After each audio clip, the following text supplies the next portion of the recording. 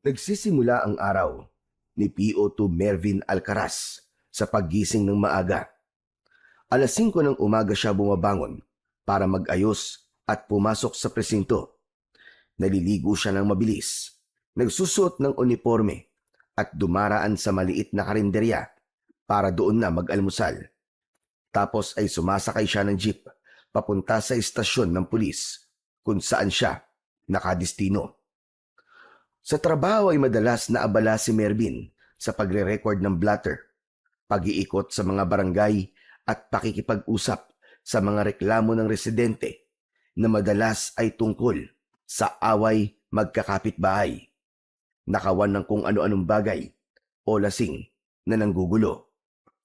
Paminsan-minsan, sumasama rin siya sa operasyon ng mga mas nakatataas na opisyal. Tahimik lang siya pero maayos siyang magtrabaho at may respeto siya sa lahat. Pagkatapos ng kanyang duty, ay umuuwi siya sa inuupahang kwarto sa isang lumang apartment building sa may rekto. Kumakain siya ng hapunan sa isang tapsilugan at pagkatapos ay nanonood siya ng balita sa maliit na TV at minsan ay nag-eehersisyo bago matulog. Araw-araw, pareho lang ang routine niya at sanay na siya sa ganoong buhay.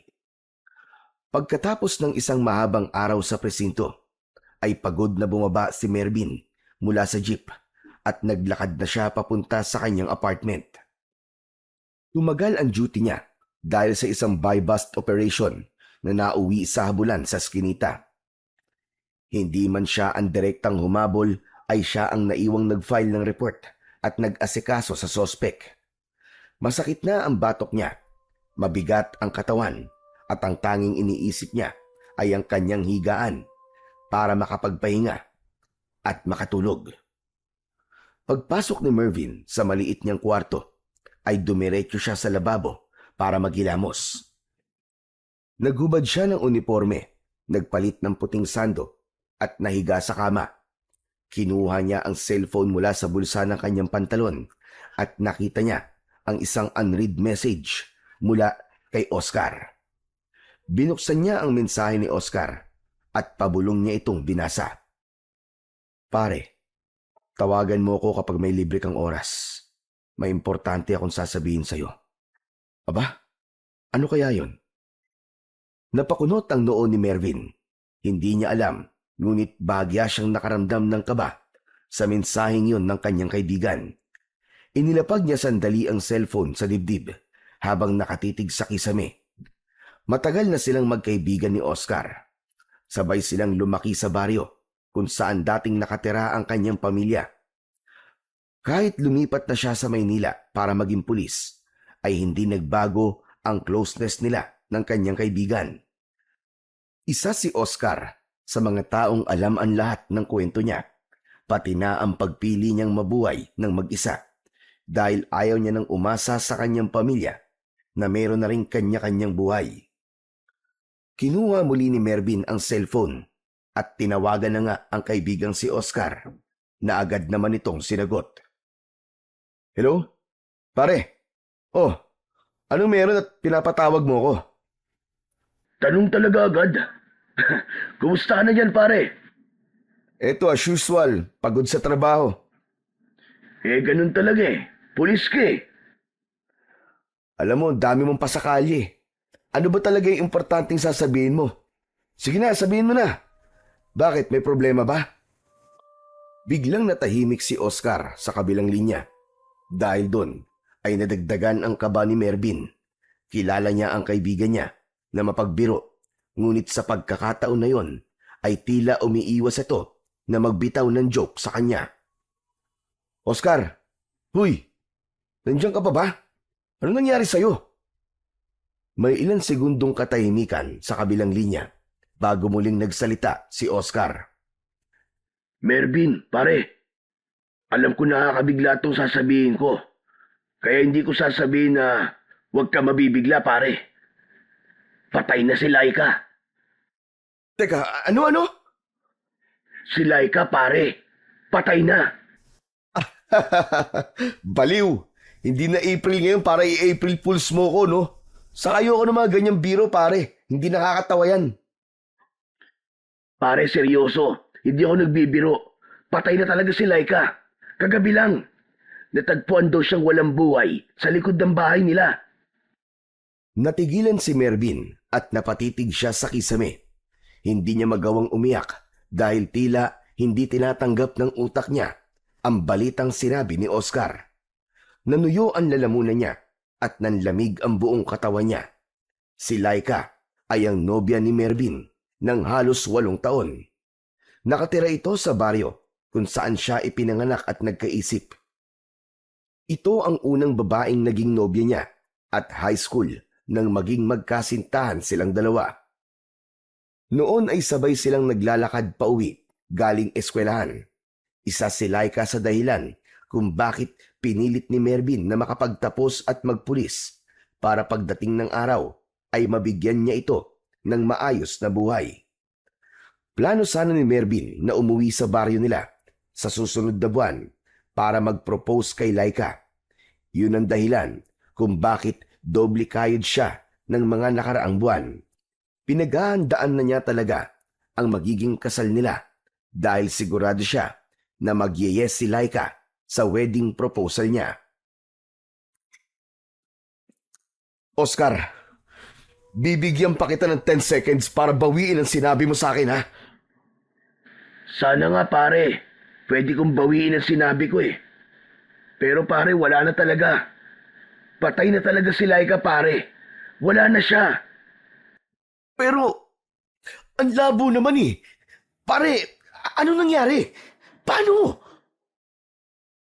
Siguro pare, mas maganda kung sa personal ko na lang sabihin sa'yo.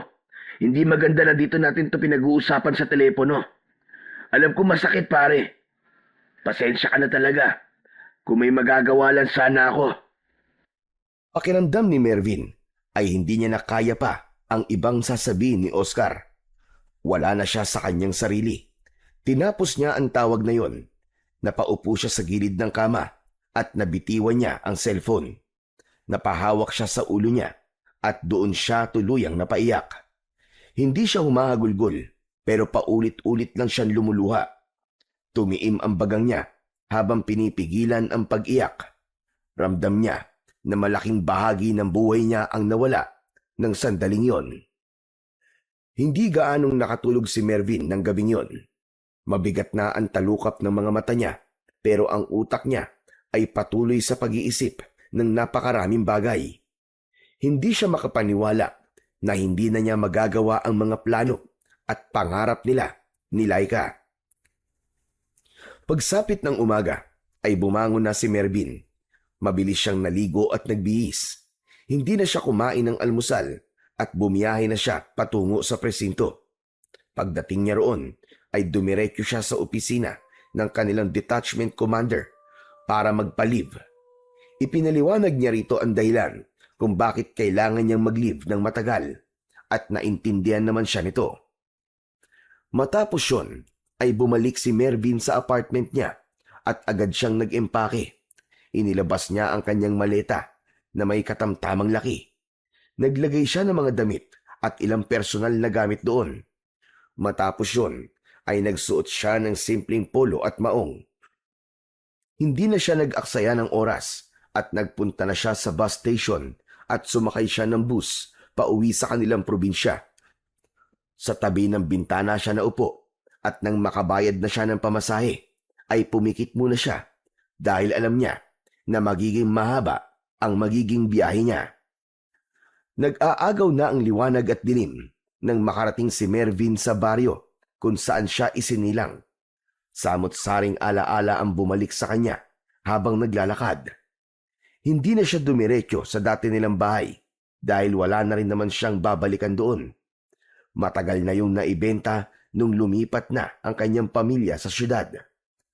Wala siyang ibang maisip puntahan kundi ang bahay ng kaibigan niyang si Oscar.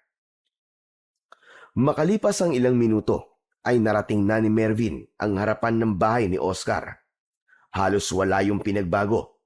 Malawak pa rin ang bakuran at naroon pa rin ang mga puno ng mangga na noon ay inaakyat nila kapag hitik yun sa bunga. Lumabas si Oscar sa bahay at nagulat ito nang makita si Mervin. Agad din itong napangiti at lumapit sa kanya. Oh, ang unexpected naman ito pare. Bakit naman hindi ka nagsabi na uuwi ka rito?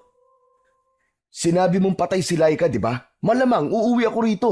Pambihira talaga tong taong to. Oh. Ay, hehe, sa bagay, may point ka. Pero akala ko kasi sa mga susunod na araw ka pa makakapunta rito. Talagang inisikaso ko kagad ang leave ko, pare. Oo nga pala, pare. Baka pwedeng makituloy muna ako dito. Alam mo namang wala na kaming bahay dito eh. Ano ka ba? Hindi mo na kailangan magsabi, no? Welcome na welcome ka dito sa bahay ko. Anytime. Saka, maganda nga yun eh. Para may kasama na ako rito. Maraming salamat, pare. O tara, sa loob na tayo magkwentuhan. Saka, para makapagpahinga ka na rin muna. Alam ko na napagod ka sa biyahe. Hinuha ni Oscar ang maleta ni Mervin at nauna na itong pumasok sa loob ng bahay. Agad namang sumunod si Mervin dito. Malungkot siya dahil hindi bakasyon ang dahilan kung bakit siya umuwi sa baryo nila, kundi dahil namatay ang babaeng inakala niya na makakasama niya hanggang sa pagtanda. Pagpasok sa loob ay umupo si Mervin sa sopa, habang si Oscar naman ay dinulutan siya ng isang baso ng malamig na tubig. Umupo ito sa tabi niya at mataman siyang tinignan. Oscar, ano ba talaga nangyari kay Laika? Baka pwedeng sabihin mo na sa akin ngayon. Sigurado ka bang ready ka nang marinig ngayon, pare? Malalaman ko rin naman yan eh, kaya sabihin mo na. Hindi agad sumagot si Oscar. Tila nag-iipon muna ito ng lakas ng loob na sabihin kay Mervin ang dapat nitong malaman. Pare, pinatay siya. Natagpuan sa gubat ang katawan niya. Ha? Sinong pumatay sa kanya, pare? Hindi sino, pare. Ano? Teka. Anong ibig mo sabihin? Pare, may hinala ang mga tao rito na hindi raw tao ang pumatay kay Laika, pare. Ang sabi nila, aswang daw ang pumatay sa girlfriend mo. Napakunot ang noo ni Mervin. Napailing siya at bahagyang natawa. Ang labo naman, pare. Aswang! Pare, hindi totoo mga aswang. Kung pinatay si Laika, sigurado ko na tao ang may gawa nun sa kanya. Pare, hindi din ako naniniwala dati. Pero nang makita ko ang bangkay ni Laika, parang gusto ko nang maniwala na may aswang talaga na gumagala dito sa baryo natin. Bakit? Ano bang itsura ng katawan ni Laika nang makita nyo? Bakit nasasabi mong aswang ang pumatay sa kanya? Pasensya na, pare. Sa susunod ko na lamang sasabihin. Alam ko magiging sobrang sakit ito para sa'yo eh. Nang makita kasi namin ang bangkay ni Laika, pare, ay marami siyang kagat sa iba't ibang parte ng katawan niya na parang nilapa siya ng isang mabangis na hayop. Tapos, wakwak ang dibdib niya, pare. May laslas din siya sa magkabilaan niyang pulso. Nagpatuloy sa pagsasalita si Oscar, pero tila wala nang naintindihan si Mervin sa iba pa nitong mga sinabi. Hindi niya kayang maisip ang kalunos-lunos na kamatayan na sinapit ng kanyang pinakamamahal na nobya.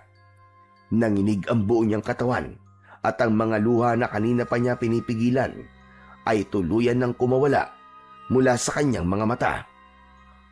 Umusog si Oscar palapit kay Mervin at tinapik niya ang likod nito. Hindi na ito nagsalita habang patuloy siya sa kanyang pagluha. Nang kumalma si Mervin, ay tahimik siyang pumasok sa bakanting kwarto na inihanda ni Oscar para sa kanya. Malinis ang kama. Meron dong aparador at isang ventilador. May kalakihan din ang bintana, kaya mukhang presko ang silid. Itinabi ni Mervin pansamantala ang maleta sa gilid ng aparador at naupo siya sa gilid ng kama. Pumikit siya at nabuo sa kanyang isipan ang maganda at maamong muka ni Laika. Lahat ng masasayang alaala nila ay bumalik sa kanya. Gaya na lang ng madalas nilang pagpunta sa tabing ilog para magpiknik. Ang pagkekwentuhan nila ng kung ano-anong bagay at kung ano-ano pa. Patawarin mo ko, Laika. Patawad. Patawad kung wala ako sa tabi mo para protektahan ka. Mula sa bulsa ng kanyang pantalon ay kinuha niya ang isang maliit na kulay pulang kahon. Binuksan niya yon at tumambad sa kanya ang isang diamond ring na pinaghirapan niyang pag-ipunan ng ilang buwan. Tinitigan niya yon habang unti-unting namumuo ang luha sa kanyang mga mata. Hindi niya na yon maisusuot kay Laika. Hindi niya na rin maririnig ang sagot nitong oo. Napayuko si Mervin habang hawak ang singsing. Pumunit sa katahimikan ng silid ang mahihina niyang hikbi. Alam niya na mahirap at masakit, pero kailangan niyang tanggapin na hanggang doon na lamang ang kwento nila ni Laika at maaaring sa kabilang buhay na sila muling magkasama. Pagsapit ng 10:00 ng gabi ay lumabas na si Mervin sa kwarto. Mabigat pa rin ang pakiramdam niya at wala siyang ganang kumilos, pero alam niya na hindi pwedeng nasa kwarto lang siya at nagmumukmok. Nakita niya si Oscar na nakaupo sa sopa habang nanonood ng palabas sa maliit na telebisyon. Uy pare, gising ka na pala. Nakapagpahinga ka na ba ng maayos pare? Hindi masyado. Paulit-ulit ako nagigising eh. Nagugutom ka ba? May pagkain sa kusina pare. Kung gusto mo, iinitin ko yung ulam. Wala pa akong ganang kumain pare. Gusto ko lang sanang pumunta sa burol ni Laika. Gusto ko lang siyang makita pare. Sa pagkakaalam ko, parang bukas pa yata dadating ang katawan niya sa bahay nila pare. Inaayos pa raw kasi grabe raw talaga yung mga sugat niya eh. Alam mo na, nasabi ko naman sa'yo kung anong nangyari sa kanya, di ba? Naiintindihan ko pare. Pero ang hindi ko maintindihan ay ang sinasabi mong aswang ang pumatay kay Laika. Yun talaga ang hinala namin pare. Pati nga pamilya niya galit na galit. Lalo na yung tatay niyang si Mang Benjo. Hindi ako naniniwala ron, Oscar. Isa akong pulis. Nasanay akong maghanap ng ebidensya at ng paliwanag sa bawat krimen na nangyayari.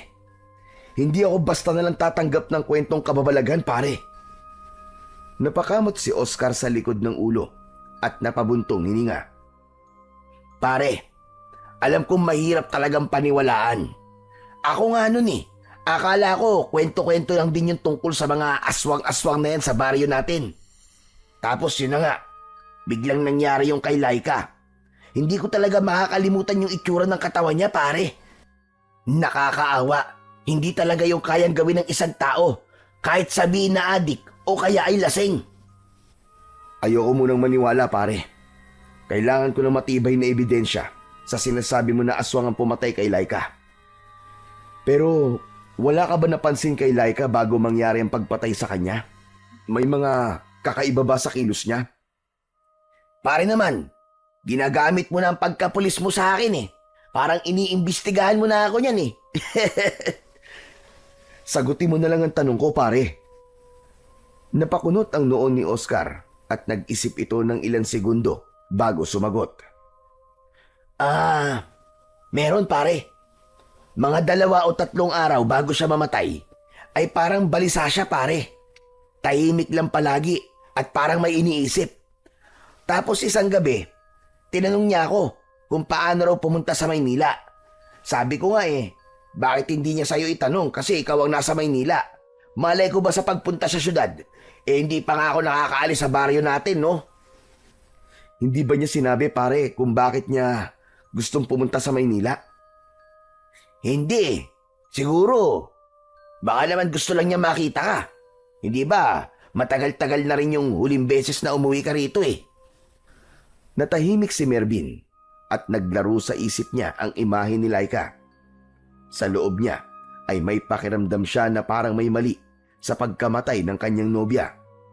Naramdaman niya ang pag-usbong sa puso niya ng pagnanais na alamin kung ano talaga ang nangyari. O paano pare? Mauna na ako matulog ha. Kapag nagutom ka, may pagkain sa kusina. Sige pare, maraming salamat. Humikab muna si Oscar at nagkamot ng tiyan bago pumasok sa kwarto nito. Naiwan si Mervin na nakaupo pa rin sa sopa. Tumayo siya at lumapit sa bintana. Hinawi niya ng bahagya ang kortina at tumingin sa labas. Walang katao-tao sa daan. Noon ay hindi ganun ang lugar na yon. Kahit liblib ang baryo nila, kapag ganung oras ay may mga tao pa rin sa labas. Marami pa rin mga batang naglalaro. Paulit-ulit na bumalik sa isip ni Mervin ang mga sinabi ni Oscar. Ang itsura ng katawan ni Laika. Ang balak raw nitong pumunta ng Maynila at ang hinalang aswang ang may kagagawan sa pagpatay dito. Pero sa isang pulis na gaya niya, na sanay sa lohika at ebidensya, ay mahirap paniwalaan ang mga ganong kwento. Hindi nagtagal ay bumalik na si Mervin sa kwarto niya at humiga. Nais niyang matulog pero sadyang mailap pa rin ang antok sa kanya. Tumayo si Mervin at lumabas ng bahay. Huminga siya ng malalim habang niyayakap siya ng malamig na hangin. Tumingin siya sa kawalan at hindi niya namalayang tumulo na pala ang luwa sa kanyang pisngi. Pakiramdam niya ay panaginip lang ang lahat ng yon. Kung alam lang sana niya na mangyayari yon, ay umuwi na lang sana siya sa baryo nila at doon naghanap ng trabaho. Baka kung malapit lang siya kay Laika, ay hindi ito mapapatay sa isang karumal-dumal na paraan. Kinabukasan ng umaga, ay nasa hapagkainan si Mervin dahil hinihintay niya si Oscar na lumabas para bumili ng kanilang almusal. Nakatitig siya sa kawalan at laman pa rin ng isip niya si Laika. Makalipas ang ilang sandali ay dumating na si Oscar. May dala itong 2 plastik na may lamang pansit at isang supot ng pandesal. Inilapag nito ang mga yon sa lamesa. Kumain na tayo, Mervin. Masarap yung pansit ni Aling Lita. Ay, oo nga pala pare. Narinig ko sa usapan sa labas na naiuwi na raw sa bahay nila ang katawan ni Laika. Pupunta na ako ron ngayon pare. Gusto ko na siya makita. Mabilis na tumayo si Mervin. Napatayo rin si Oscar at humarang sa daraanan niya. Sandali lang pare. Kumain na muna tayo. Pwede naman tayo magpunta ron pagkatapos natin mag-almusal eh. Gusto ko na siya makita pare. Ngayon na. Alam ko pare. Pero hindi ka pa kumakain simula kagabi. Pare, kailangan mo ng lakas. Maawa ka naman sa sarili mo. Natigilan si Mervin. Naramdaman niya ang pag-aalala ng kaibigan niyang si Oscar sa kanya. Kaya muli siyang bumalik sa pagkakaupo at sinimulang kumain kahit wala siyang ganang kumain. Matapos mag-almusal, ay kagad na naglakad sina Mervin at Oscar papunta sa bahay ni Laika. Tahimik lang sila pero hindi nagtagal ay hindi na nakatiis si Oscar na magtanong.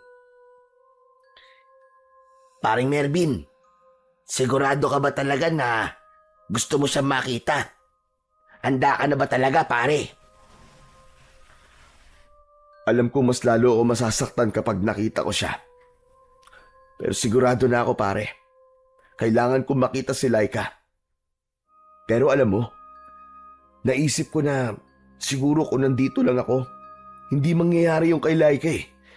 Kahit paano, may kasalanan pa rin ako sa nangyari. Bilang boyfriend niya, ako dapat ang nagpoprotekta sa kanya. Ano ka ba, pare? Wala kang kasalanan sa nangyari kay Laika. Wala sa atin ang may kagustuhang mangyari yun sa kanya. Ang may kasalanan dito ay kung sino o ano ang pumatay sa kanya. Sandaling natahimik si Mervin. Binilisan niya ng bahagya ang hakbang. Ngunit nang matanaw na niya ang bahay ni Laika, ay nakaramdam siya ng panghihina. Lalo na nang makita niya ang mga pinapasok na bulaklak sa loob ng bahay at ang tinatayong tolda sa harapan. Sa pagdating ni Mervin sa tapat ng bahay ni Laika, ay nakita nila ang mga taong abala sa pag-aayos para sa unang araw ng burol ni Laika. 2 palapag ang bahay ni Laika. Yun ang pinakamalaking bahay sa baryo nila dahil may kaya sa buhay ang pamilya nito. Maya-maya pa ay lumabas sa bahay ang tatay ni Laika na si Mang Benjo. Matangkad ito at matikas ang pangangatawan. Nagtama ang mga mata nito at ni Mervin. Hindi nagdalawang isip si Mervin na lumapit kay Mang Benjo. Tito Benjo, nakikiramay po ko. Salamat, Mervin. Salamat at dumating ka. Sigurado ako na gusto ni Laika na nandito ka. Nakikiramay din ako sa'yo. Tito, pwede ko na po ba siyang makita? Sige, pumasok na kayo. Nasa sala siya. Kanina lang namin naiuwi ang katawan niya mula sa puninarya. Napalunok na lamang si Mervin sa katumango. Pagpasok sa loob ng bahay ay nakita niya kagad ang kabaong ni Laika. Maraming bulaklak ang gilid nun at sa tabi ay naroon ang larawan ni Laika. Buhay na buhay ito sa larawan na yon. Natigilan si Mervin para bang hindi siya makagalaw at hindi niya magawang ihakbang ang kanyang mga paa. Tinapik siya ni Oscar sa balikat. Sige pare, kaya mo yan. Lapitan mo siya. Hihintayin na lang kita rito. Iniwan siya ni Oscar at naupo ito sa upuan na malapit sa pinto. Mabagal ang bawat takbang ni Mervin palapit sa kabaong. Nang makalapit na siya sa kabaong, ay sinilip niya doon si Laika at doon siya tuluyang nadurog. Payapa ang mukha ni Laika, ngunit kahit meron itong makeup, ay kita pa rin ang mga pasa at pilat sa mukha nito. Nakasuot ito ng puting bestida at maganda ang pagkakaayos ng buhok nito. Napahagulgol ng iyak si Mervin. Bumagsak siya sa gilid ng kabaong habang nakahawak sa gilid noon. Nilapitan siya ni Oscar at hinimas ang kanyang likod habang pilit siyang inaalo. Ngunit alam ni Mervin na walang kahit na anong salita o pagdamay ang makakabura sa katotohanang wala na si Laika. Wala na ang babaeng pinakamamahal niya. Matagal bago kumalma si Mervin at nang kumalma na siya ay niyaya siya ni Mang Benjo na umupo sa unang hanay ng upuan sa harap ng kabaong ni Laika. Hindi ko pa rin matanggap hanggang ngayon, Mervin. Parang panaginip lang ang lahat.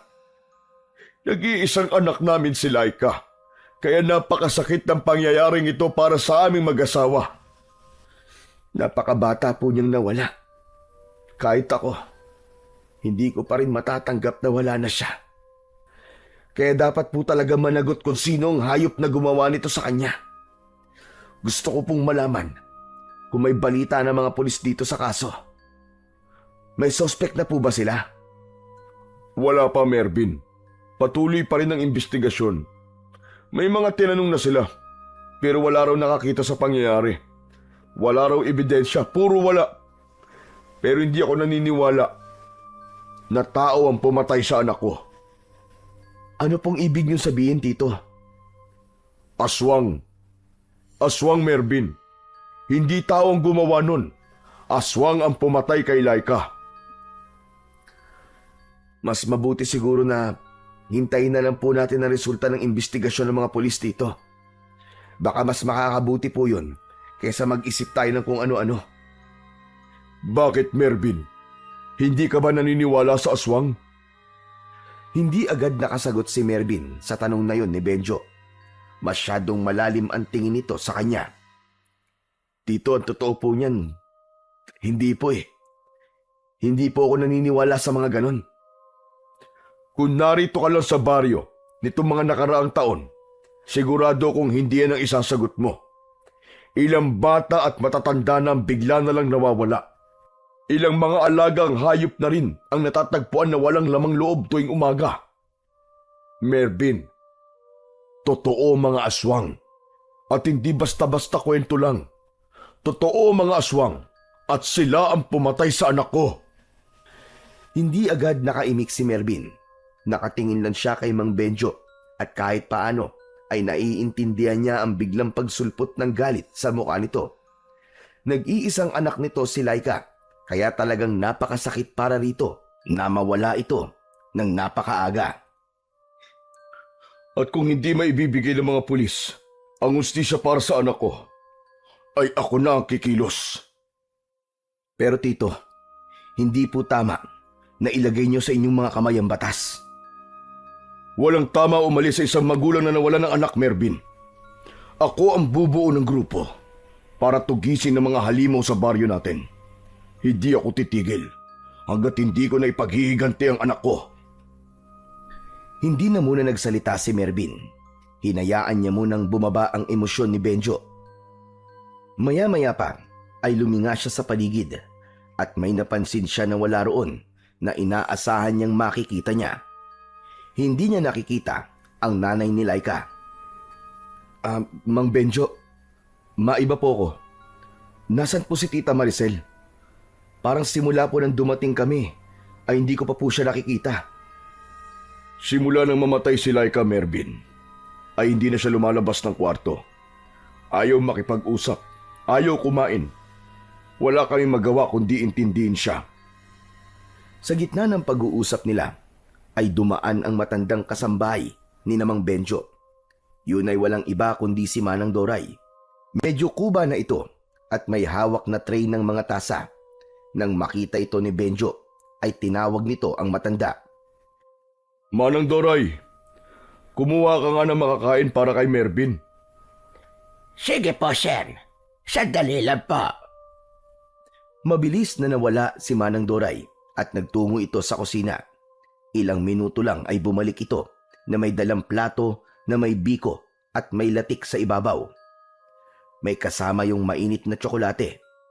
Ibinigay nito yon kay Mervin at kahit busog pa siya ay tinanggap pa rin niya yon bilang respeto at paggalang. Habang inaabot ni Manang Doray ang pagkain, ay napatingin si Mervin sa mukha ng matanda. Napansin niya ang kakaibang tingin nito sa kanya na para bang may nais itong sabihin sa kanya pero hindi nito magawa.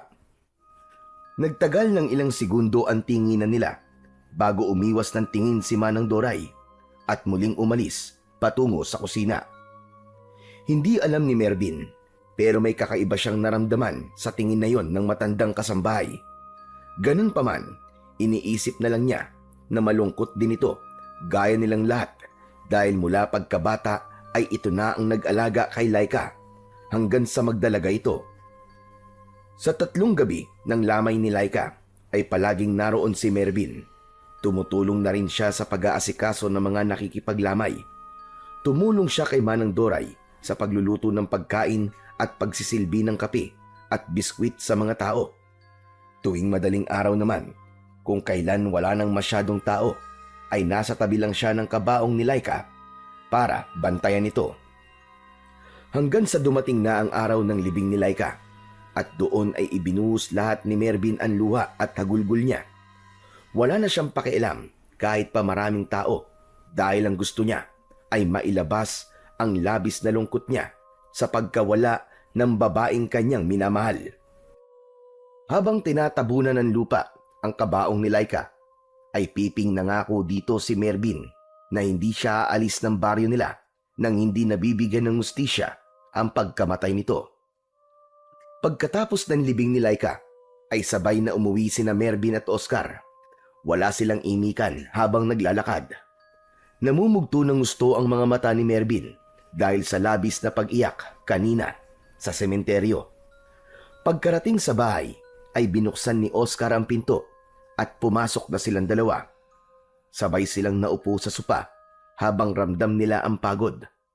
Maya-maya ay tumingin si Oscar kay Mervin at seryosong nagsalita. Hindi naman sa pinapaalis na kita, pare, ha? Pero tanong lang, babalik ka na ba niyan sa Maynila ngayong nailibing na si Laika? Hindi ba yun naman talaga ang ipinunta mo rito?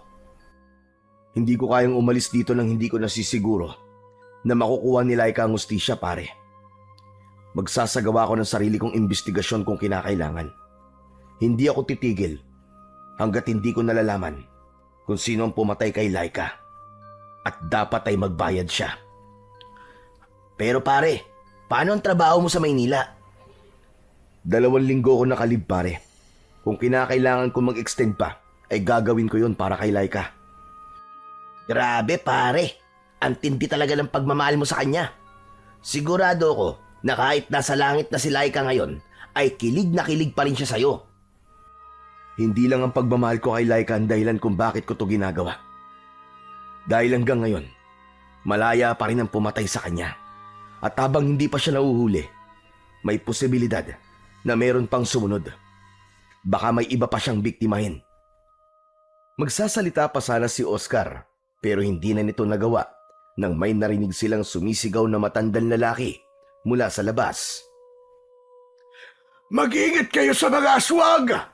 Nasa baryo pa rin natin sila! Dadami pa mamamatay kung hindi tayo kikilos! Huwag na kayong lalabas kapag madilim na! Makinig kayo sa akin! Totoo mga aswang! Totoo sila! Napatingin si Mervin kay Oscar habang nakakunot ang noo. Matapos ang ilang segundo ay tumayo si Mervin at lumapit sa bintana. Hinawi niya ang kortina at dumungaw. Nakita niya sa kalsada ang isang matandang lalaking balbas sarado. Magulo ang buhok at putikan ang mga paa. Punit ang damit nito at maging yon ay puno rin ng natutuyong putik. Paulit-ulit itong sumisigaw habang naglalakad tangan ng isang may kahabaang patalim na noon lang niya nakita. Oscar, sino ba yung matandang yun? Yun. Si Mang David. Sa kabilang baryo siya nakatira. Pero dito na lumipat. Sabi nila, pinatay daw ng aswang ang buong pamilya niya. Mula noon, parang nawala na sa sarili. Nakakaawa naman, pare. Kahit siguro ako kapag nawala ang buong pamilya ko ganyan din ang mangyayari sa akin. Pero alam mo, paring Mervin, may nagsasabi dito na parang nagbabaliw-baliwan lang daw yan si Mang David para hindi raw siya mapaghinalaan. Mapaghinalaan na ano? Kasi may hinala ang ibang tao rito na baka siya rin ang aswang. Baka raw siya rin mismo ang pumatay sa buong pamilya niya at nagkukunwari siyang baliw para hindi mapaghinalaan na aswang. Pero wala namang matibay na ebidensya kaya hindi siya napapalis ng mga tao. Kaya ayan, pinabayaan na lang. Kahit na minsan, parang wala talaga siya sa wisyo. Aswang na naman? Kung aswang ako, bakit ko naman papatayin ang sarili kong pamilya, di ba? Ang mga tao talaga kung minsan, basta may masisi lang. Yun ay base lang sa mga naririnig ko, pare . Hindi rin ako sigurado kung totoo o hindi. Habang pinagmamasdan ni Mervin si Mang David, ay napansin niyang may 3 batang lalaki na sumusunod sa matanda. May hawak ang mga yon ng mga bato at labis siyang nagulantang nang biglang pinagbababato ng mga bata si Mang David, kung saan-saan tinamaan ng matanda, habang ang mga bata naman ay tuwang-tuwa, lalo na nang mapalood sa lupa si Mang David. Hindi na nag-atubili pa si Mervin. Mabilis siyang lumabas ng bahay.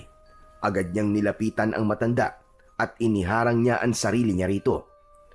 Matalim ang mga mata na tinignan niya ang 3 bata. Hoy! Ano ba kayo? Tama na yan! Kayo Mga salbahe kayo Umuwi na kayo! Nagulat ang mga bata sa sigaw ni Mervin. Binitiwan ng mga ito ang mga bato at saka mabilis na tumakbo palayo. Nilingon ni Mervin si Mang David. Yumukod siya at doon niya nakita na dumudugo ang noo nito. Bakas ang panghihina ng matanda habang nakatitig ito sa kanya na para bang nagpapasaklolo ito.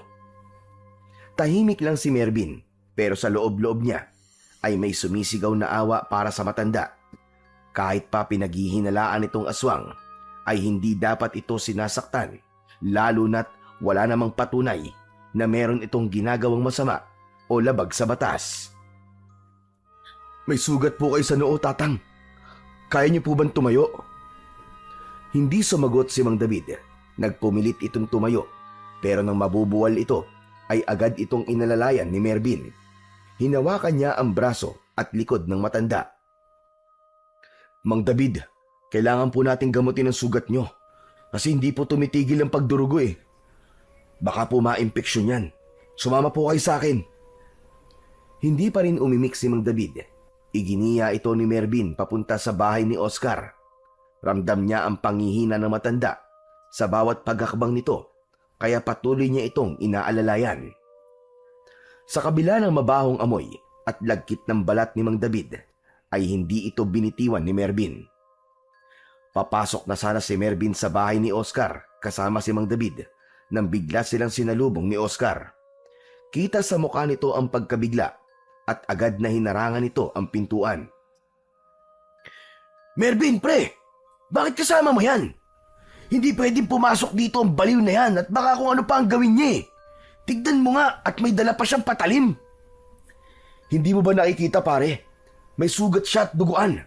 Kailangan niyang tulong. Ako na ang bahala sa kanya. Huwag ka na maraming sinasabi dyan." Napailing si Oscar at napatingin kay Mang David. "Ay nako, sige na nga. Pero wag mo siyang papaupuin sa sopa ha. Ang baho-baho niyan eh." Hindi na kumibo si Mervin at ipinasok na niya si Mang David sa bahay. Pinaupo niya ito sa upuang kawayan malapit sa bintana. "Oscar, pakuha naman ng alkolo, tsaka bulak, at kahit na anong gamot para sa sugat. Lilinisan ko muna ito bago ko lalagyan ng gamot." Napabuntong hininga si Oscar pero tumalima rin ito. Pumasok ito sa kwarto nito para kuhanin ang mga bagay na sinabi ni Mervin. Samantala, humarap si Mervin kay Mang David na bakas pa rin sa muka ang labis na panghihina. "Ano po nararamdaman niyo, Mang David?" Nahihilo ko at saka nanlalabo ang paningin ko. "Huwag po kayo mag-alala, Tatang. Gagamutin ko po kayo. Ligtas po kayo rito. Hintayin lang po natin si Oscar." Dumating si Oscar na may dalang alkohol, bulak at ointment para sa sugat. Inilapag nito ang mga yon sa lamisita sa tabi ni Mervin at tumayo ito malapit sa pinto. Kinuha ni Mervin ang bulak at binasayo ng alkohol. "Tatang, masasaktan po kayo ng konti rito ha. Pero kailangan ko po itong gawin para hindi po ma-impeksyon ang sugat nyo." Kaya-kaya ko yan. Marami na ako naranasang mas masakit pa sa sugat na yan. Biglang natigilan si Mervin. Napahinto ang kanyang kamay sa ere bago idampi ang bulak sa sugat. Parang may sumundot sa dibdib niya at tila naunawaan niya bigla ang sakit na pinagdaraanan ng matanda dahil parehas silang nawalan ng mahal sa buhay. Sa mga mata ni Mang David, nakita niya ang labis na kalungkutan. Hindi na nagsalita si Mervin. Dahan-dahan niyang nilinis ang sugat ni Mang David. Habang idinadampi niya ang bulak na may alkohol sa sugat ng matanda, ay napangiwi ito at napapaaray kung minsan. Dahil doon ay hindi napigilan ni Mervin ang matawa ng bahagya. "Akala ko po ba'y sabi niyo, kaya niyo po ang sakit, Mang David?" Sinabi ko nga yun, pero hindi naman ibig sabihin na hindi na ako masasaktan. Napangiti si Mervin at nagpatuloy sa paglilinis ng sugat nito. Dinahan-dahan na niya at ginawa niya ang lahat para hindi na ito masyadong masaktan. Matapos ang ilang sandali ay kinuha niya ang ointment at marahang pinahiran ang sugat. Tumayo na siya at tinapik niya sa balikat si Mang David. "Ayos na po yan, Mang David. Basta po wag na po kasi kayo masyadong maglalalabas ng bahay niyo para hindi na rin po kayo pagkatuwaan ng mga bata." Tumango lamang si Mang David habang nakasandal pa rin sa upuan. Napansin naman ni Mervin na nanginginig ang matanda at nahinuha niyang gutom na gutom ito. Nagtungo siya sa kusina at napansin niya ang 2 piraso ng turon na nakapatong sa maliit na platito sa mesa. Kinuha niya yon at nang balikan niya si Mang David ay inabot niya ito roon. "Mukhang gutom na gutom po kayo, Tatang. Kainin niyo po muna ito bago po kayo umalis." Hoy! Merienda ko yan mamaya eh. Bakit mo naman ipapakain yan, pare?" "Kahit 10 turon, bibilang kita, Oscar. Gutom na yung tao. Pambihira ka naman Hayaan mo na." Walang nagawa si Oscar nang simulan ng kainin ni Mang David ang turon. Ikinuha niya rin ito ng 1 baso ng tubig para meron itong panulak. Tahimik lamang na pinapanood ni Mervin si Mang David habang kumakain. Hindi niya maisip na dahil sa may problema ito sa pag-iisip ay nakakaranas ito ng ganong uri ng pananakit. Makalipas ang ilang minuto ay naubos na ni Mang David ang turon. Inabot dito ni Mervin ang 1,500 piso na hindi naman ito tinanggihan. Mang David, ibili niyo po yan ng pagkain niyo mamaya ha. Sa tagal ko na rito sa baryo, ngayon lang may nagpakita sa akin ng kabutihan. At sa isang dayo pa talaga. Hindi po ako dayo dito, Mang David.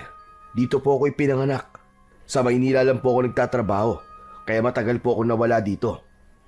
Aba, teka. Anong sinasabi mong ngayon ka lang nakaranas ng kabutihan, Mang David? Minsan inaabutan din naman kita ng pera. Nakalimutan mo na ba yon? Barya lang ang binibigay mo, Oscar. Hindi kagaya nito, 500 piso. Napakamot sa batok si Oscar at talagang napahiya. Habang natatawa na lang si Mervin, maya-maya ay matamang tumingin si Mang David kay Mervin. Ano nga palang pangalan mo? Mervin po. Maraming salamat, Mervin. Likas ang kabutihan sa iyong puso. Aalis na ako. Sigurado po ba kayo na kaya niyo na po maglakad? Gusto niyo po bang iatid ko po kayo sa bahay niyo? Hindi na kailangan. Nakapagpahinga naman na ako kahit papano. Maraming salamat ulit sa iyo, Mervin. Tahimik lang na tumango si Mervin. Tumayo na si Mang David at naglakad palabas ng bahay. Nang makalayo na ito, ay agad na sumingot si Oscar na para bang meron itong inaamoy na kung ano. Huy, ano ba nangyayari sa'yo? Para ka diyang pusang naghahanap ng tinik ah. Ang baho talaga ng bahay, tol. Kailangan natin maglinis. Amoy galing sa kanilang iniwang amoy ni Mang David eh. Grabe ka naman sa tao, pre. Ang baho ng bahay ay kayang linisin. Pero yung tulong at kabutihan na pinakita natin sa kanya, sigurado kong habang buhay niya yung maaalala. Aba, dapat yata ipagpatayo ka na ng rebulto dito sa baryo, Mervin ah. Ikaw ang patron ng mga pulubi at amoy impyerno. Natawa si Mervin at umiling. Matapos yun, ay tinulungan na lang niya si Oscar na maglinis ng bahay nito para huminto na ito sa pagrereklamo ng amoy ng bahay dahil kay Mang David. Habang nagpupuna si Mervin ng mesa sa sala, ay napatingin siya sa upuang kawayan kung saan kanina umupo si Mang David. May kung anong makinang sa ilalim nun na agad na umagaw ng pansin niya. Yumuko at sumilip siya sa ilalim ng upuan. Kinuha niya ang bagay na naroon at napagtanto niya na yon ay may kahabaang patalim na dala ni Mang David. Kakaiba ang itsura ng naturang patalim. Nasa tansya ni Mervin ay 2 dangkal niya ang haba. Ang talim nun ay parang kahugis ng kidlat na medyo pabaliko. Mapusyaw na puti ang kulay nun na parang maihahalin tulad sa marmol. Ang hawakan naman nun na gawa sa matibay na uri ng kahoy ay may mga nakaukit na simbolo na hindi niya mawarian kung ano. Tumindig si Mervin at lumapit kay Oscar na noon ay abala sa pagwawalis. Oscar, sandali. Tignan mo to. Oh, di ba kay Mang David yan? Bakit mo ninakaw sa kanya? Sira ulo. Sa tingin mo ba mukha ako magdanakaw? Naiwan niya to dun sa ilalim ng bangko. Kanina ko lang napansin. Palagi niyang dala yan kahit saan siya pumunta eh. Pero hindi naman niya yung ginagamit. Ang mabuti pa siguro ay ibalik natin to sa kanya. Tara, samahan mo ako. Napailing si Oscar, sabay buntong hinga. Ay nako pare, ang layo ng bahay ni Mang David baka akala mo. Dun pa yon sa may tabing ilog. Ang sukal pa ng daan papunta dun. Saka nakakatamad pre. Babalik din yun dito para kunin yun kaya huwag ka na magpapagod na puntahan siya. Saglit na natigilan si Mervin. Tinignan niya muli ang patalim. May kung anong hindi niya maipaliwanag na pakiramdam habang hawak niya yon. Maingat niyang inilapag ang patalim sa ibabaw ng mesa at ibinalik na niya ang atensyon sa paglilinis. Manaka-naka ay hindi niya maiwasang muling sulyapan ang kakaibang patalim habang si Oscar ay patuloy na nagwawalis at nag-aayos. Ang isip ni Mervin ay abala pa rin sa iniwang bagay ni Mang David. Naging mahirap para kay Mervin ang mga sumunod na araw. Gabi-gabi siyang umiiyak ng tahimik sa kwarto niya habang hawak ang larawan ng namayapa niyang nobya. Hindi pa rin siya makapaniwala na wala na si Laika. Parang panaginip pa rin ang lahat at minsan ay iniisip niya na magigising na lang siya at buhay pa pala si Laika. Tuwing umaga ay palaging nagpupunta sa sementeryo si Mervin upang dalawin at dalhan ng bulaklak si Laika sa libingan nito. Umuupo siya sa tabi ng puntod nito at kinakausap niya ito na parabang nasa tabi niya lamang. Nakipag-ugnayan din siya sa mga pulis ng bayan pero wala pa ring malinaw na sospek ang mga ito sa pagkamatay ni Laika. Lalong lumalim ang kalungkutan ni Mervin dahil pakiramdam niya ay mahaba pa ang laban nila para makamit ang hustisya. Habang ang kakaibang patalim naman ni Mang David ay nanatili pa rin sa bahay ni Oscar dahil hindi na yon binalikan pa ng matanda. Isang gabi, hindi makatulog si Mervin. Ramdam niya ang maalinsangan na gabi. Nakatodo na ang electric pan pero init na init pa rin siya. Sa huli, minabuti niyang bumangon at lumabas ng bahay para magpahangin. Tahimik ang paligid sa labas ng bahay ni Oscar. Tanging huni ng mga kuliglig at malayong tahol ng mga aso ang bumabasag sa katahimikan ng gabi. Tumayo siya sa tapat ng bahay. Subalit maya-maya, sa gilid ng kanyang paningin ay may napansin siyang gumagalaw sa kalsada. Isang nilalang ang naglalakad ng mabagal. Dahil sa madilim, ay hindi makita ni Mervin ang itsura ng naturang nilalang. Kumabog ng malakas ang dibdib ni Mervin habang sinusundan ng mata niya ang kilos ng nilalang.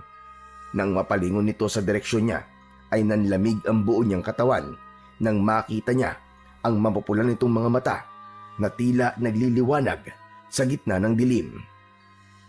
Biglang tumakbo ang nilalang patungo kay Mervin. Habang palapit ito, ay doon niya nakita ang nakakatakot nitong anyo. Malahalimaw ang itsura nun at meron itong matutulis na mga ngipin at kuko. Hindi na nag-aksaya ng panahon si Mervin. Agad siyang pumasok sa loob ng bahay pero bago pa man niya ito maisarado ng tuluyan, ay naramdaman niyang merong pumipilit na buksan yon mula sa labas. Pinigilan niya na mabuksan ang pinto. Oscar! Oscar, gising! May tao sa labas! Adik yata, bilisan mo! Hindi nagtagal ay lumabas si Oscar sa kwarto nito. Ano? Ano ba nangyayari? May adik sa labas, tol! Kumuha ka ng kahit na anong pwedeng armas, bilisan mo! Sandali lang, anong kukunin ko? Itak, kutsilyo, kahit ano! Pamalo, basta kahit na ano! Nataranta si Oscar. Nagmamadali itong naghalungkat sa mga kabinet at ilalim ng lamesa. Sa itsura ni Oscar ay napagtanto ni Mervin na tila nawala ito sa sarili dahil sa shock, kaya hindi ito nakapag-isip ng maayos. Patuloy pa rin ang pagyugyug sa pinto. Nanginginig si Mervin habang maigpit na nakadiin ang balikat niya sa pinto upang hindi yun mabuksan ng nilalang na nasa labas. Sa gitna ng tensyon sa loob ng bahay, at habang pinipilit ni Oscar na makahanap ng kahit na anong maaaring gamiting sandata, ay napatingin si Mervin sa mesa sa sala. Nakapatong doon ang kakaibang patalim na naiwan ni Mang David nung nakaraang araw. Oscar! Oscar, dito! Dali, yung patalim ni Mang David! Nasa lamesa! Iabot mo sa akin! Ay, oo nga pala! Sandali lang! Mabilis na kinuha ni Oscar ang patalim, sabay abot kay Mervin. Nang mahawakan ni Mervin ang sandata, ay parang may malamig na enerhiyang dumaloy mula sa hawakan nito, papunta sa kanyang mga ugat. Nanindig ang balahibo niya, at parang may nagising na kung ano sa loob ng kanyang katawan. Umalis na si Mervin sa pinto, at tuluyan niyang binuksan yon. Buong lakas niyang sinipa ang tiyan ng nilalang at tumilapon ito sa lupa. Lumabas si Mervin, tangan ang kakaibang patalim. Bago siya naging pulis, ay nagsanay siya ng tanto jutsu. Isa yung uri ng Japanese martial arts na nakatuon sa paggamit ng patalim. Doon, hindi lang siya basta tinuruan na gumamit ng patalim bilang armas, kundi tinuruan din siyang magbasa ng galaw ng kalaban at umatake gamit ang mabilis, tiyak at nakamamatay na galaw. Sumugod ang nilalang na parang hayok sa dugo. Mabilis na gumalaw si Mervin at iniwasan niya ang matutulis nitong mga kuko. Yumuko siya at ginamit niya ang patalim para saksakin ito sa braso. Bumaon ang patalim sa nilalang at malakas itong napasigaw na parabang isa itong mabangis na hayop.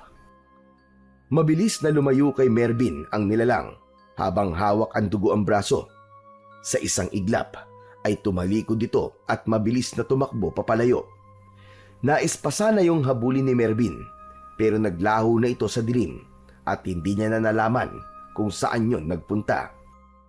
Nang masiguro ni Melvin na hindi na babalik ang nilalang, ay bumalik na siya sa loob ng bahay habang humihingal pa rin. Isinara na niya ang pinto. Nakita niya si Oscar na nakatayo sa may gitna ng sala. Nakanganga ito at nanlalaki ang mga mata. Tila hindi ito makapaniwala sa nasaksihan nitong pakikipaglaban niya sa nilalang na hindi niya alam kung ano o kung sino. Sarado mo nga yung bibig mo. Baka pasukan pa ng langaw yan eh. Napakurap si Oscar para itong nagising mula sa mahimbing na pagkakatulog. Pare, hanip ka! Ang galing mo! Saan ka natuto makipaglaban gamit ang patalim? Akala ko baril lang ang alam mo eh. Sa alam ka talaga pare. Alam mo kasi Oscar, bago ako naging pulis, nag-aral muna ako ng Tanto Jutsu. Ano? Tanto Jutsu? Ano yun? Martial arts yun sa Japan pare, na pakikipaglaban gamit ang patalim. Pero hindi ako sa Japan nag-aral. Sa Maynila lang din. Grabe! Ang galing ng mga galaw mo kanina pre. Pero alam mo ba kung anong nilalang ang nakalaban mo kanina? Pare, hindi ako maaaring magkamali. Aswang ang nilalang na yun. Aswang? Oo pare, maniwala ka. Kahit ako, hindi rin makapaniwala eh. Pero nakita mo naman ang itsura niya, di ba? Nakakatakot. Hindi yun adik, kundi isang aswang. Napabuntong hininga si Mervin at muling tumingin sa patalim na hawak niya.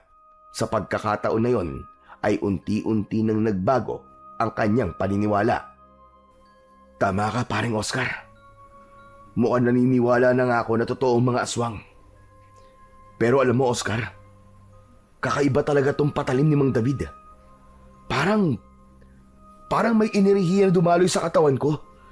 Parang pinalakas ako nito pare, habang hawak ko. Sa tingin ko naman walang kinalaman ng patalim na yan sa ipinakita mo kanina. Sadyang magaling ka lang talaga, kaya naitaboy mo yung aswang na yon. Napangiti si Mervin sa sinabi ng kanyang kaibigan.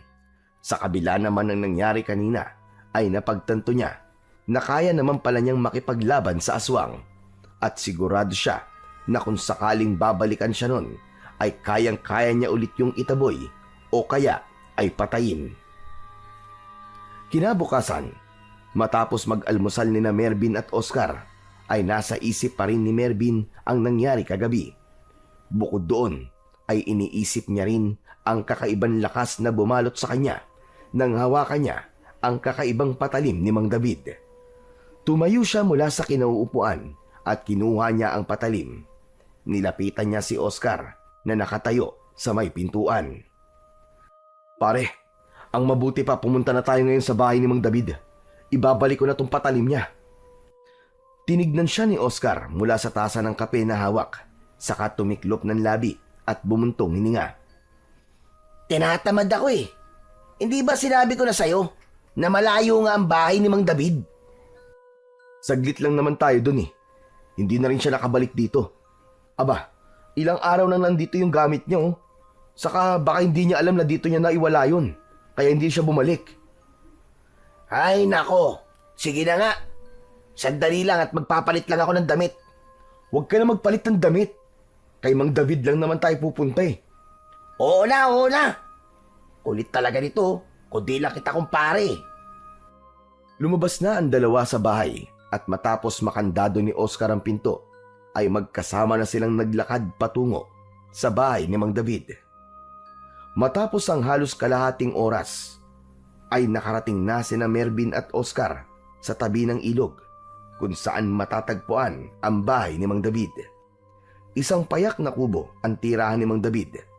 May ilang bahagi ng dingding na butas at tinakpan lang ng sako. Lumapit si Mervin sa harap ng bahay. "Tao po? Tao po? Mang David? Nandiyan ka ba sa loob?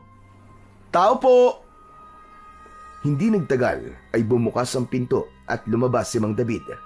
Wala sa mukha nito ang gulat nang makita sila na parabang inasahan na nito na pupunta sila roon.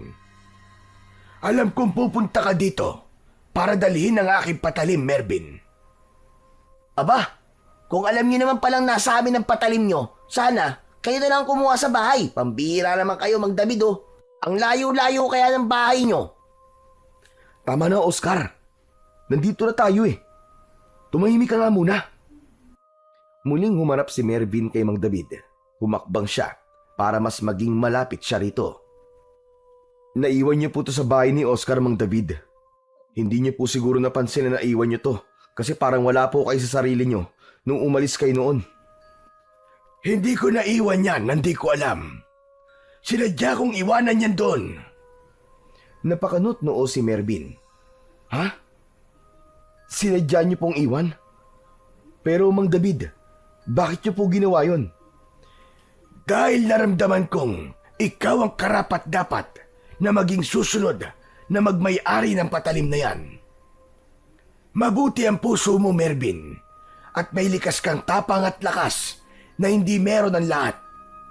Yan ang mga katangian mo para magdesisyon ako na ipamana na sa'yo ang aking armas. Teka, sandali lang po, Mang David. Naguguluhan po ako sa mga sinasabi niyo eh. Bakit niyo po ipapamana sa akin ang patalim na to? Oo nga naman, Mang David. Saka, kung pangamanahan nyo ang kaibigan ko, baka pwedeng kayamanan na lang. Tumahimik ka nga muna, Oscar. Ang daldal mo talaga. Mang David, ano ba talaga ang patalim na to?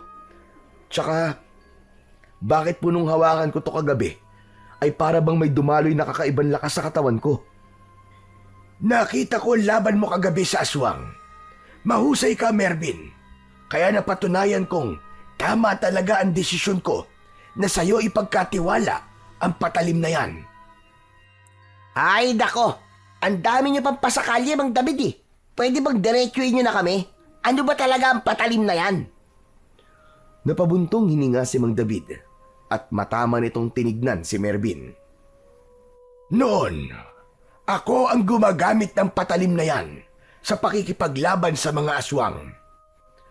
Sa dami ng napatay kong aswang, ay gumanti sila sa akin. Isang gabi, habang wala ako sa bahay, ay pinasok nila ang tahanan ko at pinatay nila ang buong pamilya ko. Simula noon, parang may nabasag sa akin. Nawawala ako sa akin sarili. Minsan matino ako, minsan naman ay hindi. At doon ko naisip na hindi ko na kayang gamitin ang patalim na yan na gawa sa pangil ng kidlat. Hindi na ako karapat-dapat para riyan. Kaya naisip ko na ipagkakatiwala ko na ito sa ibang tao. At yun ay walang iba, kundi ikaw, Mervin. Ibig sabihin po gawa po ito sa pangil ng kidlat.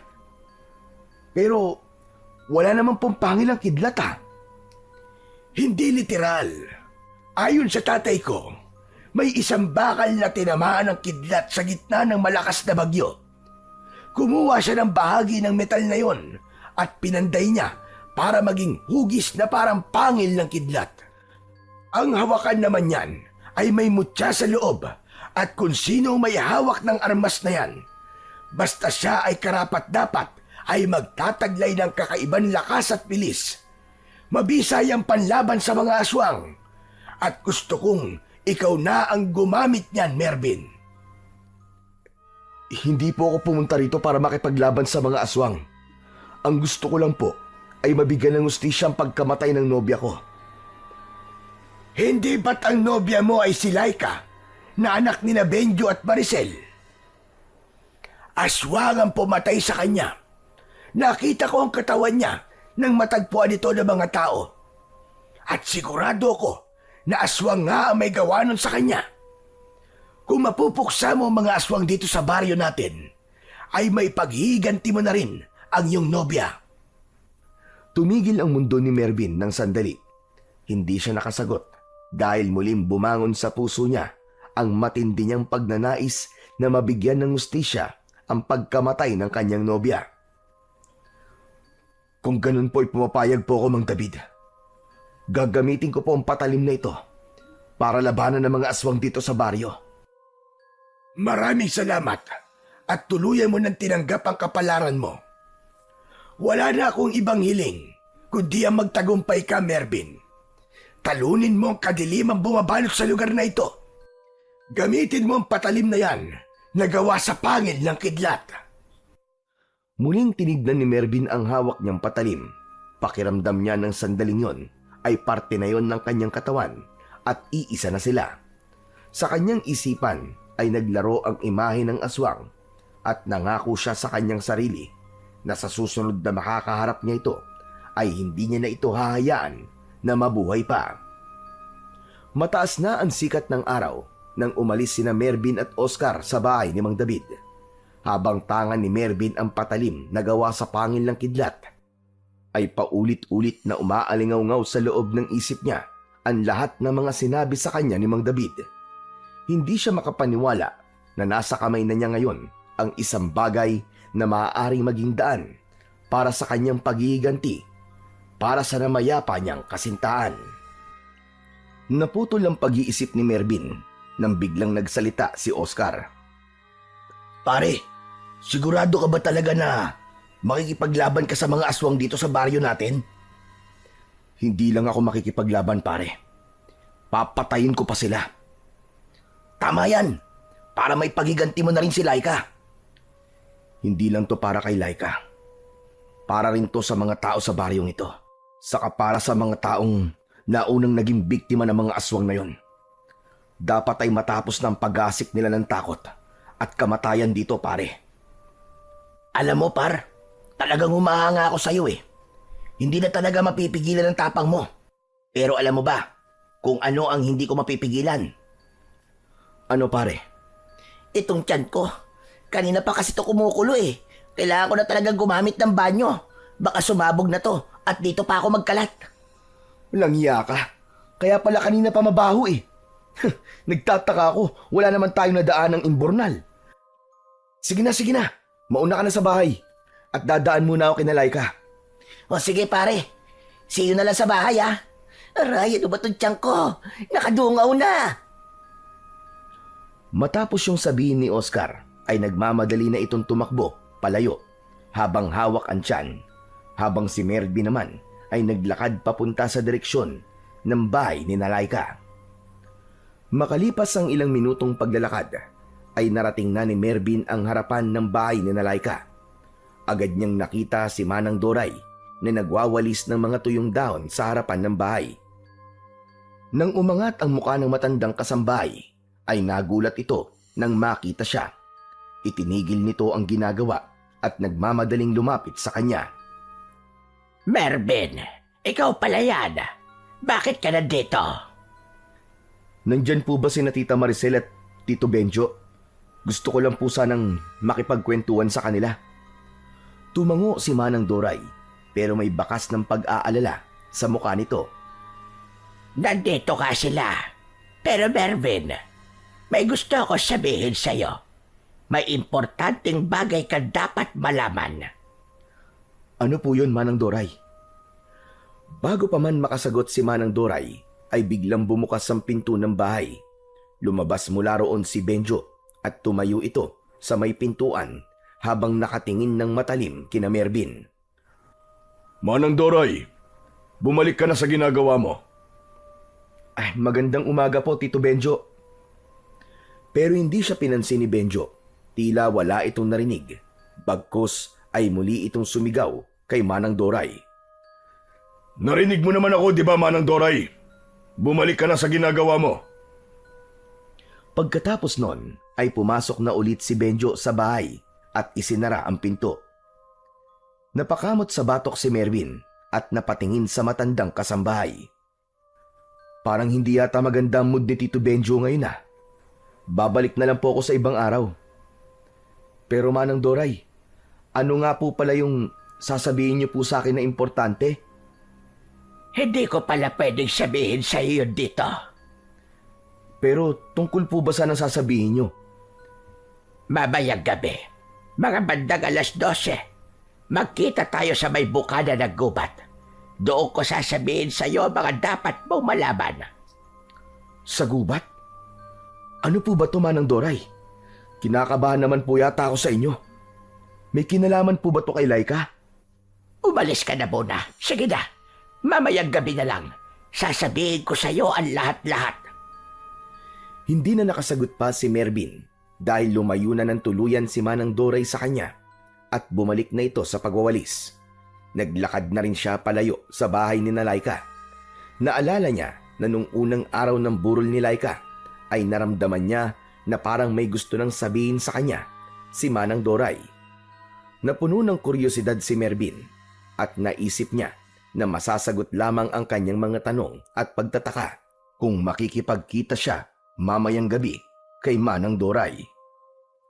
Pagdating ni Mervin sa bahay ni Oscar, ay agad siyang naupo sa sofa na nasa salas. Napailing siya habang nakatitig sa sahig. Paulit-ulit niyang binalikan sa isipan niya ang sinabi ni Manang Doray sa kanya kanina. Hindi siya mapalagay dahil ramdam niya na importante talaga ang sasabihin nito sa kanya.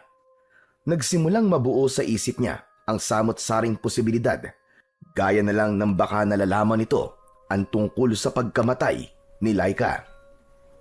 Bumukas ang pinto ng banyo at mula roon ay lumabas si Oscar habang hinihimas ang tiyan. Sa wakas! Success! Oh pare, andito ka na pala. Ang bilis mo naman yatang nakabalik. Akala ko ba pupunta ka sa bahay ni Laika? Oo nga pare, kaso parang hindi maganda ang mood ng tatay ni Laika. Kaya umalis na lang ako. Sa ibang araw na lang ulit ako babalik doon para mangamusta. Umupo si Oscar sa kabilang dulo ng sopa. Ganun ba? Sayang naman. Malungkot lang yun kasi wala na ang anak niya. Yan nga rin ang naisip ko eh. Pero nakausap ko si Manang Doray at may sinabi siya sa akin. Gusto raw niya ako makausap mamayang gabi. Ang sabi niya ay may importante daw siyang sasabihin. Baka naman, magtatapat ng pag-ibig sa si Manang Doray. Ikaw talaga puro ka namang kalokohan, Oscar eh. Napailing si Mervin at bahagyang natawa pero mabilis ding nawala ang ngiti. Sumandal siya sa sopa habang nakatitig sa kawalan. Nung unang araw pa lang ng lamay ni Laika, naramdaman ko nang may gusto siyang sabihin sa akin pare. Para bang may bumabagabag sa kanya. Kaya lang parang hindi niya masabi sa akin kasi may ibang tao noon. Tapos kanina, sasabihin na dapat niya pero biglang dumating naman si Tito Benjo. Ano ba kasi yung sasabihin niya sa'yo? Parang napaka-confidential naman yata niyan para kausapin ka niya ng kayong dalawa lang. Hindi ko pa alam pare. Pero mamayang gabi malalaman ko na. Kung gusto mo, samahan na lang kita mamaya eh. Wag na pare. Ako na lang muna. Wala naman akong dapat ikabahala eh. Si Manang Doray lang naman yon. Tumango si Oscar, bagamat halata ang konting pag-aalala sa mukha nito. O sige, basta pare mag-iingat ka ha. Hindi na sumagot si Mervin. Tumango lang siya at muling napatingin sa kawalan. Tahimik ang paligid pero maingay ang loob niya. Habang papalapit ang gabi, lalo ring tumitindi ang pakiramdam niyang may isang bagay siyang malalaman na magpapabago ng buhay sa pagkikita nila ni Manang Doray mamayang gabi. Kinagabihan, ilang minuto bago sumapit ang 11:00 ay naghanda na si Mervin sa pakikipagkita kay Manang Doray. Nagsuot siya ng jacket dahil malamig ang gabing yon. Lumapit siya kay Oscar na nasa sala habang umiinom ng kape. Pare, Alis na ako ha. Baka hinihintay na ako ni Manang Doray eh. Baka kanina pa siya nandun. Ewan ko pare pero parang kinakabahan ako sa gagawin mong yan eh. Ano ka ba naman? Huwag kang paranoid. Si Manang Doray lang naman ang kikitain ko eh. Kilala naman natin yun, di ba? Malapit siya kay Laika. Mabait yun. Saan ba kayo magkikita? Para alam ko kung saan ka pupuntahan kung sakali. Doon sa bukana ng gubat. Doon daw niya gusto makipag-usap sa akin eh. O sige pare, ganito na lang Kapag lumipas ang isang oras at hindi ka pa rin bumabalik, ay susundan na kita ron, okay? O sige, ayos lang. Mas mabuti na nga siguro yung nasa isip mo. Matapos yun, ay nagdesisyon na si Mervin na umalis. Papunta na sana siya sa pintuan nang makita niya ang patalim na ibinigay sa kanya ni Mang David.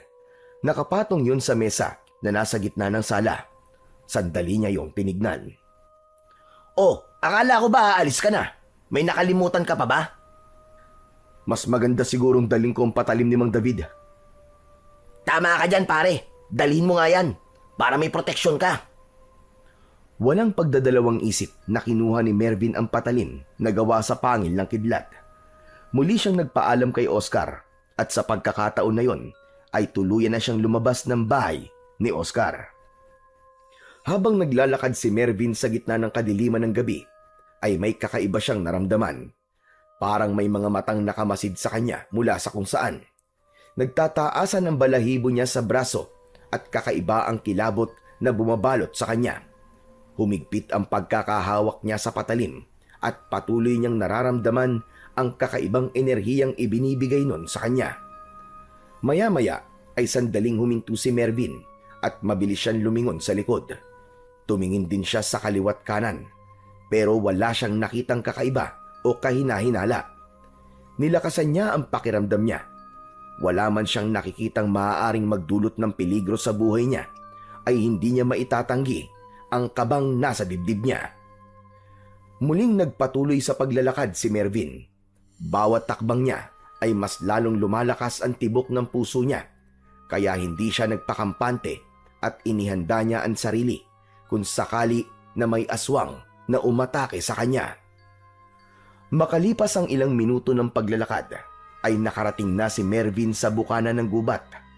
Agad niyang nakita roon si Manang Doray na may dalang lampara. Bakas sa mukha nito ang takot at kaba. Manang Doray, nandito na po pala kayo. Pasensya na po kung ngayon lang ako Kanina pa po ba kayo rito? Hindi naman. Halos kararating ko lang din. Hinintay ko pa kasi munang makatulog sina Benjo at Maricel. Siya nga pala, Manang Doray. Ano po ba yung importanteng bagay na sasabihin niyo sa akin? Sandaling natahimik si Manang Doray habang matiim itong nakatingin kay Mervin. Isang malalim na paghinga ang pinakawalan nito bago ito nagsalitang muli. Mervin, makinig ka. Hindi totoo na pinatay si Laika ng aswang. Nagpakamatay siya. Ha? Manang, teka, parang imposible naman po yata yung sinasabi niyo. Bakit naman po niya gagawin yun? Makinig ka sa aking mabuti. Bago nagpakamatay si Laika, ay may ibinigay siya sa akin na sulat. Ang sabi niya, ibigay ko ang sulat na yun sa'yo kung sakaling mawala na siya. Hindi ko naman akalaing seryoso siya. Akala ko'y wala siyang kakayahan na gawin yun sa sarili niya.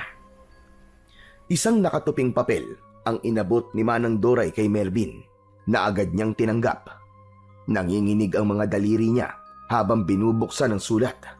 Binasa niya yon sa isip niya. Nakalagay sa sulat na humihingi si Laika ng tawad sa kanya dahil pinili nitong wakasan ang buhay nito. Sabi niya ay hindi na nito kaya pa ang nangyayari sa buhay nito at kamatayan na lang ang naisip nitong paraan upang matakasan yon. Sa huling bahagi ng sulat ay sinabi rin ni Laika na mahal nito si Mervin at nagpapasalamat ito sa kanya na ipinaramdam nito ang pagmamahal niya rito. Luhaan at nanginginig ang buong katawan ni Mervin matapos niyang basahin ang sulat na yon ni Laika. Bakit hindi niya sinabi sa akin ng lahat ng to? Ano bang pinagdadaanan niya, Manang Doray? Bakit siya nagpakamatay? Dahil gusto ni na Bedyo at Maricel na gawing kagaya nila si Laika. Gusto rin nilang maging aswang si Laika. Sandaling natahimik si Mervin. Tila umurong ang luha niya sa sinabing yon ni Manang Doray. Kumunot ang noo niya dahil sa labis na pagtataka. Ano, Manang Doray? Ang ibig niyong sabihin aswang ang mga magulang ni Laika? Teka. Hindi ko maintindihan, Manang Doray. Hindi nila totoong anak si Laika, Mervin. Inampon lang nila si Laika dahil hindi nila kayang makabuo ng sarili nilang anak. Inampon nila si Laika kasi gusto nilang may pagpasahan ng pagiging aswang nila. At nang malaman ni Laika yon, ay hindi siya pumayag. Pero wala naman siyang magagawa dahil malaki ang utang na loob niya kina Bedyo at Maricel. Sa pagkakataon na yon, ay unti-unti nang naunawaan ni Mervin ang lahat. Kaya pala siya nagpakamatay. Dahil ayaw niyang maging aswang. Pero kung totoong nagpakamatay si Laika, ay bakit parang nilapa na mabangis na hayop ang katawan niya? Ang sabi pa ng mga tao ay aswang daw ang pumatay kay Laika base sa itsura ng katawan niya nang makita nila to. Sina Benjo at Maricel ang gumawa nun sa katawan ni Laika. Nang matagpuan nila ang katawan ni Laika sa kwarto na wala ng buhay, ay nataranta sila. Natakot silang malaman ng mga tao na nagpakamatay si Laika. Alam mong malaking kahihiyan yon sa kanila at baka ungkatin pa ng mga pulis kung bakit nagpatiwakal ang anak nila. Kapag nangyari yon, ay malalaman ng lahat na sila ang aswang sa baryo na ito. Kaya nag-anyong aswang sina Benjo at Maricel at pinalabas nila na aswang ang pumatay kay Laika. Mga hayop sila. Ang galing nilang magpanggap. Mga demonyo. Matagal ko nang alam na aswang ang mag-asawa na yon. Nangako sila sa akin na hindi nila ako sasaktan basta't manahimik lamang ako. Kailangan ko ng pera, kaya pumayag naman ako. Pero hindi ko na kaya. Lalo na ngayon na binaboy nila ang katawan ni Laika at mas lalo pang dumarami ang nagiging biktima nila. Hindi ko na kayang manahimik. Hindi na lang ito tungkol kay Laika, kundi pati na rin sa iba pang mga inosenteng tao na pinatay nila. Mas sumigpit ang pagkakahawak ni Mervin sa patalim habang nakatingin siya kay Manang Doray. Alam niya na mahirap para rito na aminin sa kanya ang katotohanan, kaya't humanga siya sa tapang nito. Maya-maya pa ay isang kakaibang kaluskos ang narinig nila mula sa loob ng gubat. Mula roon ay may dalawang figura ang lumabas at habang papalapit yon sa kanila ay nalaman nila na sina Benjo at Maricel ang mga yon. Maraan ang paglalakad ng dalawa. Walang emosyon ang mukha ng mga ito, ngunit nakakatakot ang paraan ng titig ng dalawa sa kanila. Huminto sina Benjo at Maricel. Ilan di pa ang layo kina Mervin at Manang Doray. Agad na iniharang ni Mervin ang sarili niya sa harap ni Manang Doray at sinalubong niya ang tingin ng mag-asawa. Dapat pala ay noon pa kita pinutulan ng dila, Doray. Masyado ka madaldal. Hindi ka marunong tumupad sa napag-usapan natin. Sa bagay, bakit nga ba kami nagtiwala sa'yo? Isa kang tao at ang mga tao ay hindi dapat pinagkakatiwalaan. Matagal ako nanahimik. Matagal ako nagtitiis. Pero tama na, Benjo. Hindi na kaya ng konsensya ko mga ginagawa niyo sa baryo na ito. Panahon na para malaman ng lahat kung ano kayo. Sigurado ka bang malalaman ng lahat kung ano kami? Sa tingin ko, ay hindi yun mangyayari. Dahil sisiguraduhin ko na mamamatay kayong dalawa ngayong gabi. Matapos yun, ay sabay na nag-anyong aswang sina Benjo at Maricel. Tinubuan ng mga ito ng makapal na itim na balahibo. Naging matutulis ang mga kuko at ngipin ng dalawa at naging malahalimaw ang muka ng mga ito. Malakas na sumigaw ang dalawa, na parang mababangis na mga hayop. Hindi makapaniwala si Mervin sa nasasaksihan. Bumilis ang tibok ng puso niya pero mas pinili niyang maging kalmado. Alam niya na kung magpapadala siya sa takot ay baka magtagumpay sina Benjo at Maricel sa gustong mangyari na mga ito. Naramdaman ni Mervin ang tumitinding tensyon sa paligid habang nasa harapan nila sina Benjo at Maricel na nagpakita na ng totoong anyo. Hanggang isang ideya ang naisip niya. Mabilis niyang kinuha kay Manang Doray ang lampara at inihagis niya yun sa may paanan ng dalawang aswang. Nabasag ang lampara at sumiklab ang malaking apoy na nagpaatras sa mga aswang. Manang Doray! Tumakas na kayo! Ako nang bahala dito! Mabilis na lumayo si Manang Doray at hindi na napansin ni Mervin kung saan ito nagpunta dahil sinamantala niya ang pagkakataon. Sumugod siya sa dalawang aswang habang hawak ang patalim na gawa sa pangil ng kidlat. Sumalubong kay Mervin si Maricel pero hindi siya nagpasindak. Nasugatan niya si Maricel sa braso. Nang makita niyang pasugod naman si Benjo ay umiwas siya at sinubukan niya itong saksakin sa tagiliran pero nakailag ito. Kinalmot siya ni Benjo at napasigaw siya nang bumaon ang matatalim nitong kuko sa kaliwa niyang pisngi. Lumayo muna si Mervin sa mga kalaban at matalim niyang tinignan ang mga ito. Masahol pa kayo sa hayop! Ni hindi nyo man lang iginalang ang katawan ni Laika! Dapat lang yun sa kanya. Kung pumayag lang sana siya na maging kagaya namin, ay buhay pa sana siya ngayon. Sa sagot na yon ay nagdilim lalo ang paningin ni Mervin. Mabilis siyang sumugod kay Benjo. Lumuhod siya at sumadsad ang tuhod niya sa madamong bahagi at buong puwersa niyang ibinaon ang patalim sa hita ni Benjo. Nang hugutin niya yon ay sumirit ang dugo ni Benjo. Ngunit sinunggaban siya ni Maricel sa likod at kinagat siya nito sa balikat. Malakas na napasigaw si Mervin dahil sa labis na sakit. Padiin ng padiin ang pagkakakagat ni Maricel sa kanya. Itinaas ni Mervin ang patalim at sinaksak niya yon kay Maricel na nasa likuran niya. Tumama yon sa ibabaw ng ulo nito at dere-derecho yung bumaon. Mabilis na hinugot ni Mervin ang patalim at naramdaman niya na kumawala na si Maricel sa pagkakakagat sa balikat niya. Mabilis na tumayo si Mervin at doon niya nakita ang walang buhay na katawan ni Maricel. Nakadilat ang mga mata nito na parabang nakatingin sa kanya. Isang galit na sigaw ang pinakawalan ni Benjo nang makita nito ang patay na katawan ng asawa. Lumapit ito sa asawa at niyakap ito. Maya-maya ay umangat ang mukha nito at matalim na tinignan si Mervin. Pagbabayaran mo ito, papatayin kita at sisiguraduhin kong mahihirapan ka muna bago ka malagutan ng hininga. Bagyang nakaramdam ng takot si Mervin sa tindi ng galit sa mukha ni Benjo. Ngunit alam niya na tama ang kanyang ginawa. Sa dami ng pinatay ni na Benjo at Maricel, ay hindi dapat siya makaramdam ng kahit na konting awa para sa dalawa. Marahang tumayo si Benjo at bigla itong tumalon papunta kay Mervin.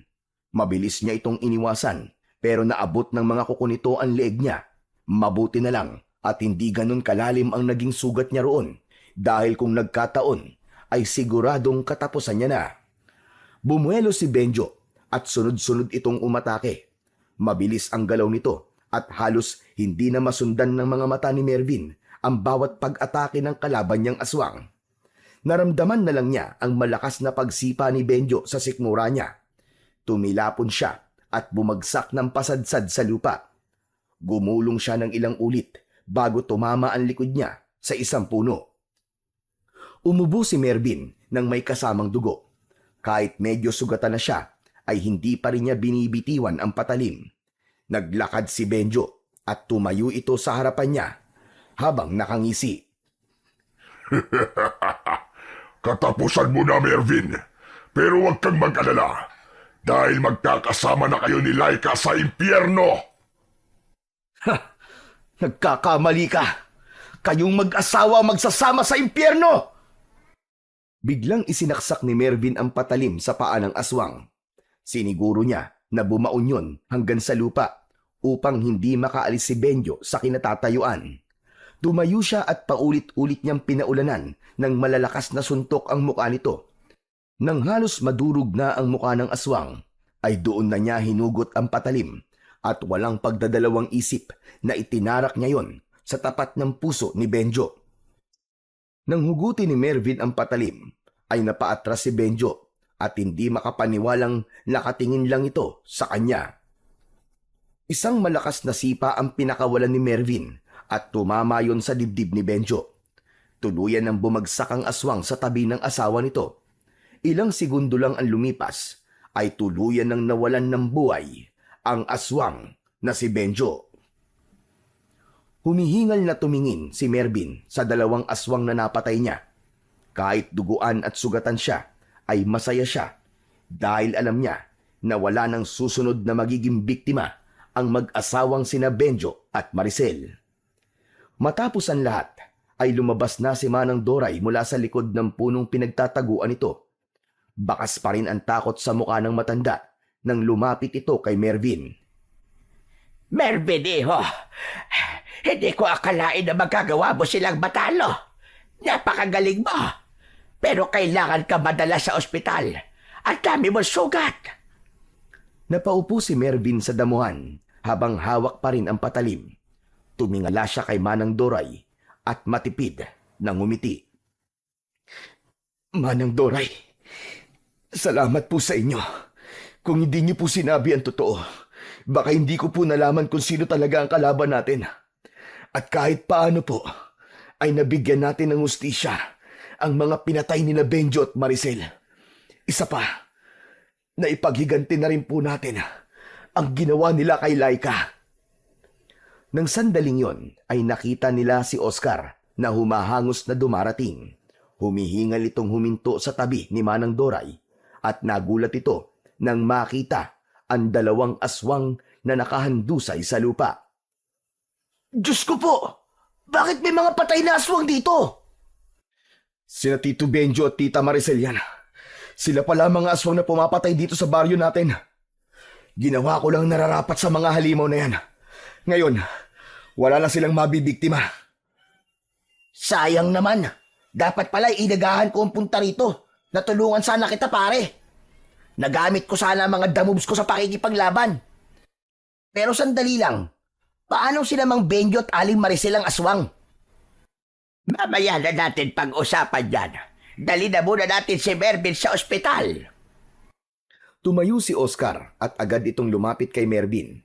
Inalalayan siya ni na Oscar at Manang Doray sa pagtayo hanggang sa paglakad palayo sa lugar na yon. Bagamat sugatan, ay masaya si Mervin dahil sa wakas ay makakapagpahinga na ang baryo nila mula sa takot sa mga aswang.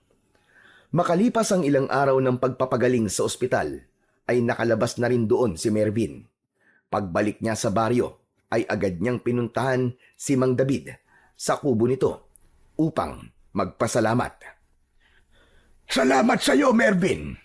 Kung hindi ka dumating dito, malamang ay patuloy pa rin ang pag-asik ng lagim ng mga aswang dito. Kaya lang, hindi pa rin ako makapaniwala na sina Benjo at Maricel pala ang mga aswang. Ako nga rin po, Mang David eh. Hanggang ngayon di pa rin po ako makapaniwala. Napakagaling nilang magtago at magpanggap. Gusto ko rin po magpasalamat sa inyo, Mang David. Kung hindi niyo po pinagkatiwala sa akin ng patalim na gawa sa pangil ng kidlat, ay baka hindi po ako nanalo laban sa kanila. Hindi talaga ako nagkamali na ikaw ang pinagkatiwalaan ko. Simula ngayon, ikaw na ang bagong tagapangalaga ng patalim na yon. Alagaan mo ang sandatang yon dahil alam nating hindi pa rito nagtatapos ang lahat. Matapos yon ay nagpaalam na si Mervin kay Mang David at nagtungo naman siya sa sementeryo. Hawak niya ang isang bungkus ng puting rosas. Huminto siya sa harapan ng libingan ni Laika. Lumuhod siya at inilagay niya ang mga bulaklak sa tabi ng lapida nito. Laika, Sana masaya ka na kung saan ka man naroroon ngayon. Sana, nahanap mo na ang kapayapaan na matagal mo nang hinahanap. At naniniwala ako na darating din ang panahon na magkikita at magkakasama tayong muli. Pero sa ngayon, tatanggapin ko na kailangan ko mabuhay nang wala ka na sa tabi ko. Makalipas ang ilang minuto, ay nagpaalam na si Mervin kay Laika. Tumayo na siya at naglakad papalayo sa puntod ng kanyang nobya. Sa bawat takbang niya, ay tila nababawasan ang bigat sa kanyang dibdib. Isang malalim na paghinga ang pinakawalan ni Mervin at matapos yun ay nakangiti siya ng malaki dahil alam niya na ginawa niya ang tama at ang nararapat. Matapos ang lahat ay nanumbalik na ang katahimikan sa baryo ni na Mervin. Sa paglipas ng mga araw ay unti-unting bumalik ang sigla ng mga tao, bagamat hindi pa rin lubos na matanggap ng ilan na ang mag-asawang Benjo at Maricel pala ang tunay na salot sa kanilang pamayanan. Dahil alam ni Mervin na tapos na ang unos sa baryo nila, ay nagdesisyon siyang bumalik na sa syudad. Si Mang David naman ay nakatanggap ng tulong dahil na rin sa koneksyon ni Mervin at ginamot ito sa isang mental health hospital sa lungsod. Makalipas ang ilang buwan ay gumaling na ito at sa kauna-unahang pagkakataon, matapos ang ilang taon, ay nawala na ang takot ng mga tao kay Mang David at hindi na ito nakatanggap ng pangungutya at pananakit sa mga tao. Si Mervin naman ay bumalik na rin sa kanyang trabaho bilang isang pulis Maynila. Ngunit sa puso niya ay dala pa rin niya ang mga karanasan niya sa baryo nila.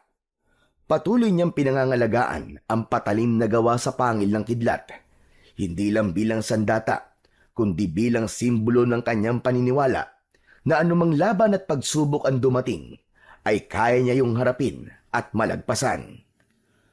Nanatili ring buhay sa alaala ni Mervin si Laika, ang babaeng minahal niya at naging ugat upang mailabas niya ang totoong lakas at tapang na meron siya.